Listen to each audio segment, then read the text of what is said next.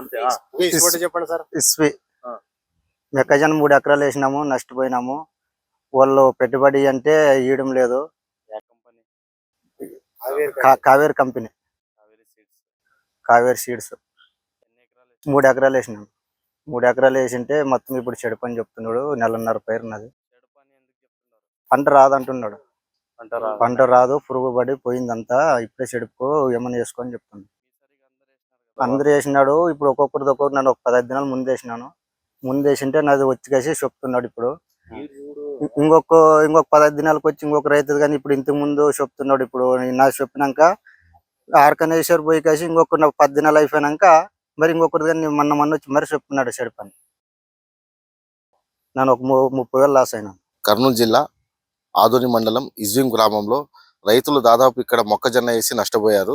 అంటే ఇక్కడ production Kaveri company వాళ్ళు వచ్చి ఇక్కడ వీళ్ళకి సీడ్ ఇచ్చి మేమే ఖర్చులు ఇస్తాము, తర్వాత మేమే పంట కొనుగోలు చేస్తామని చెప్పి కొనుగోలు చేస్తామని చెప్పి వీళ్ళకి చెప్తే వీళ్ళు సరి వేయడం జరిగింది. వీళ్ళకి యాక్చువల్లీ ఈ పంట మీద అవగాహన కూడా లేదు. ఇప్పుడు వీళ్ళు ఏమంటున్నారంటే దాదాపు 50 రోజులు అయిపోయిన తర్వాత మేము పంట ఇది రాదు, తీసేసేయండి, మీరు వేరే పంట వేయండి అని చెప్తున్నారు. ఇప్పుడు రైతులకు ఆల్రెడీ టైం కూడా 50 రోజులు గడిచిపోయింది. ఇప్పుడు ఏ పంట వేయాలని కూడా వీళ్ళు అదో స్థితిలో ఉన్నారు. సరే ఖర్చు కూడా ఇప్పుడు దాదాపు వీళ్ళు ఒక ఎకరానికి ఒక్కొక్కరు 10,000 నుంచి 15,000 పెట్టినారంటున్నారు. మళ్ళీ ఇప్పుడు వీళ్ళకి న్యాయం ఎలా?